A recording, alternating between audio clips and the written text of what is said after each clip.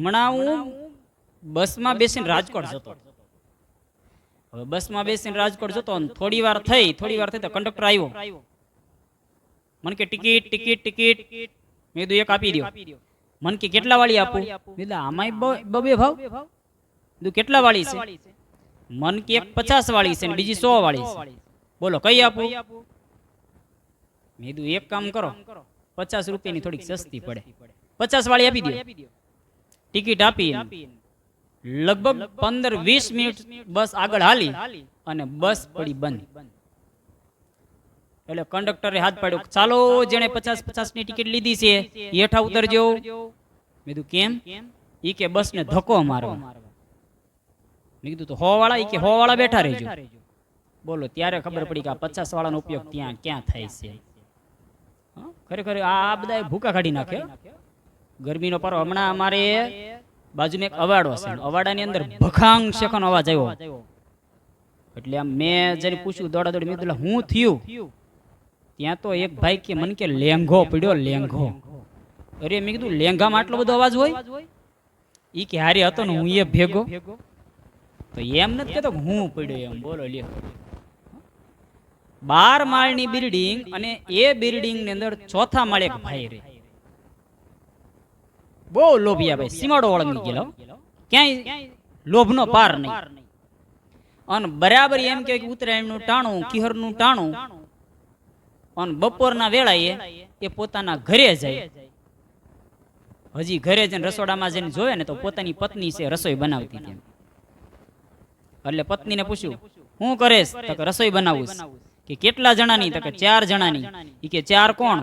તો કે 2 આપણે ને 2 આપણા છોકરા. ઈ કે ગાંડી થામા. ઈ કે છોકરા તો અડધામાં જ ગણાય. 3 જણાનું બનાવજે. ઈ કે ઉપર અગાસીની અંદર આંટો મારતો હોઉં, ધાબે આંટો મારતો હોઉં. એમ કરીને ઈ 12મા માળે ચડ્યો અને ઈ ઉત્તરાયણના ટાણાની અંદર કોઈકનો પતંગ છે ઉપર કપાઈને જતો હતો. આના મગજની અંદર વિચાર આવ્યો કે આ પતંગનો દોરો પકડી લઉં, 5 રૂપિયા બસી જાય અને એક છોકરો સમજી જાય. આમ કરી આમ ઉપર ઈ દોરો પકડવા ગયો ને તો 12મા માળેથી હેઠે ખાબકો ભાઈ. જાતા જાતા બારી પાસેથી નીકળ્યો. પોતાની પત્નીને કે હવે મારું ન બનાવતી, હું તો જાઉં છું. આને કોણ સમજાવે? હમણાં એક ભાઈના ઘરે મહેમાન આવ્યા અને બરાબર અમેરિકાથી મહેમાન આવ્યા.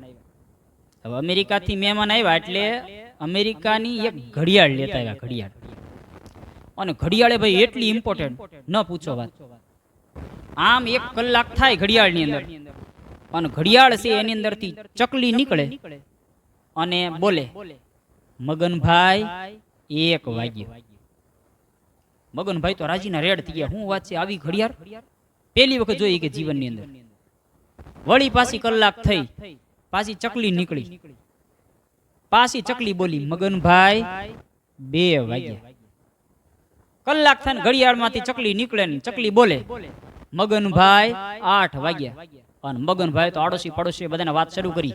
ઈ કે અમારે તો ઓલા ભાઈ મહેમાન આવ્યા ને આવી સરસ મની ઘડિયાળ લાવ્યા. આડોશી પાડોશી જો આવ્યા. હો શું વાત છે?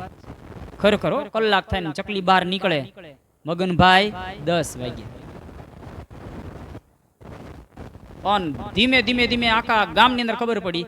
ગામના લોકો છે ભેગા થયા. કલાક થાય ને આખું ટોળું વળ્યો ભાઈ. ઘડિયાળમાંથી ચકલી બહાર નીકળે જોવા હાટું. પણ 15 દિવસ જેવું ઘડિયાળ હાલી અને ઘડિયાળ પડી બંધ. મગનભાઈના મગજની અંદર વિચાર આવ્યો કે આ ઘડિયાળીને ત્યાં રિપેર કરવા માટે આપશું તો એ કે આની અંદરથી કંઈક સ્પેર પાર્ટ કાઢી લેશે તો. અને આવો મગજની અંદર વિચાર આવ્યો કે એના કરતા એક કામ કરું, ઘરે જ રિપેર કરી નાખું.